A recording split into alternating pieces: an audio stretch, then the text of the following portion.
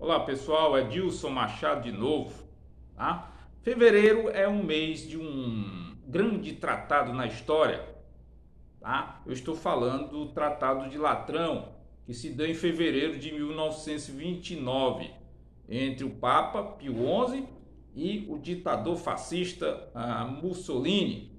Mas é esquisito isso, né? A gente ouvir falar de um tratado entre a Igreja Católica, representante supremo, pontífice, o Papa Pio XI e um ditador fascista.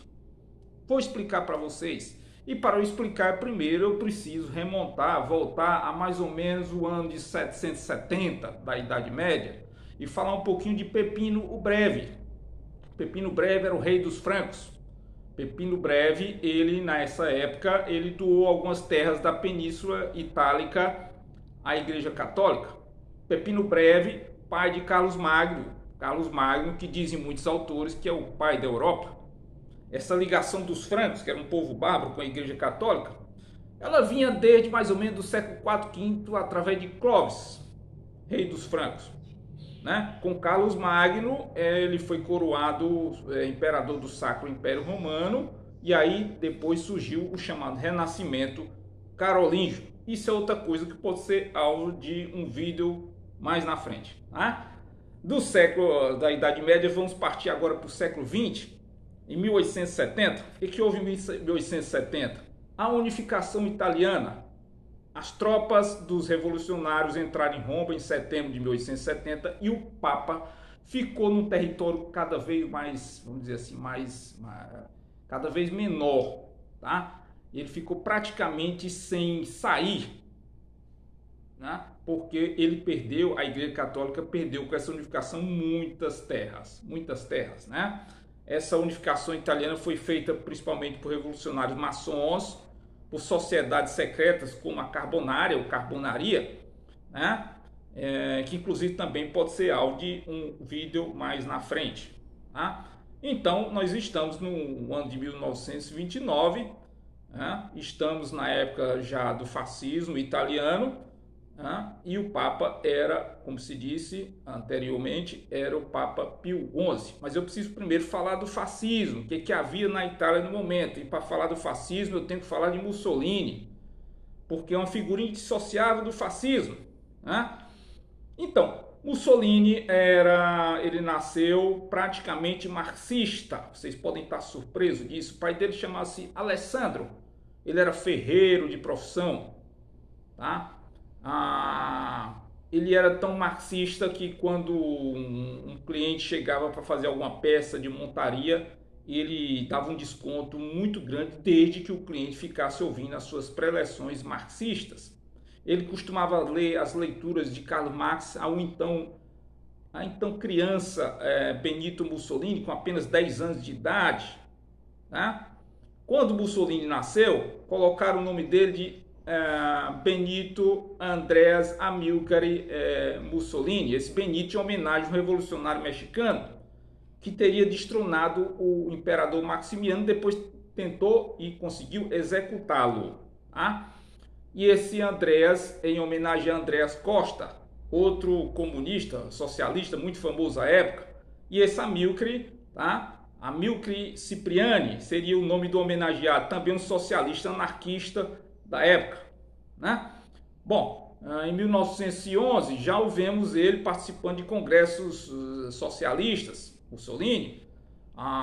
Já em 1912 ele já fazia parte de um jornal chamado A Luta de Classes.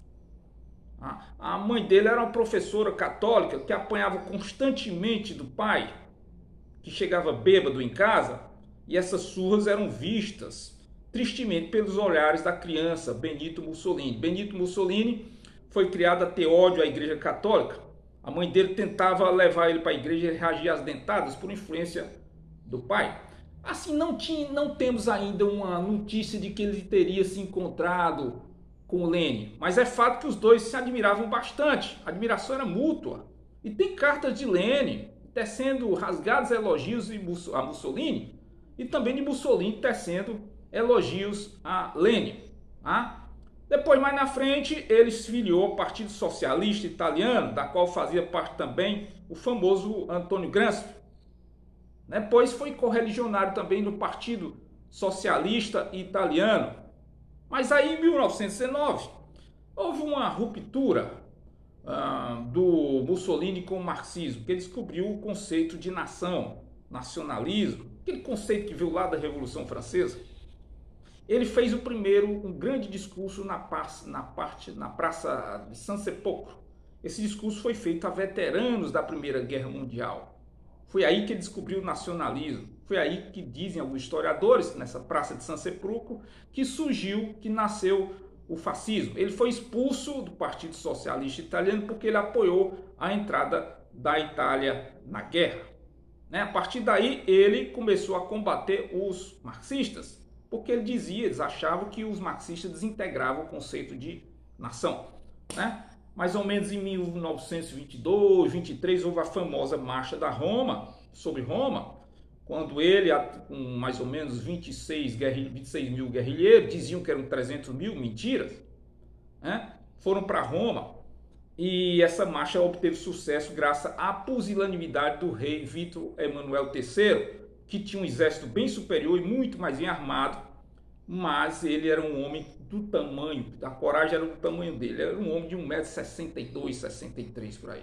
Custou muito caro essa omissão, essa fraqueza do rei Vítor Emanuel III. E em 1925, Mussolini já era um ditador absoluto da Itália. E o que havia na Igreja Católica? Na época não havia um antissemitismo na Igreja Católica, mas não com racismo. Existia um conceito de que havia um complô maçônico, judaico contra a Igreja Católica. Tinha um jornal chamado La Civiltà, jesuíta, que era useiro e vezeiro dizer isso, mas eram contra o racismo. E em 1929, pouca gente sabe que não existia racismo no fascismo ainda. Esse racismo, ele apareceu mais ou menos em 1934, 1935, por influência de Hitler. Vou já chegar lá. E corrobora com o que eu estou falando, que uma das amantes de Mussolini, que ele era um homem que teve mais de 100 amantes, chamava Margherita Sefard, e era judia. E Mussolini sabia disso, e foi amante dele por mais de 20 anos. O dentista da família de Mussolini era judeu. Mussolini sabia disso, não tinha nada contra o judeu, mas aí a coisa mudou em 1934, 1935. E o que acontecia também em relação aos fascistas, em termos de violência contra os católicos? Vários padres mortos.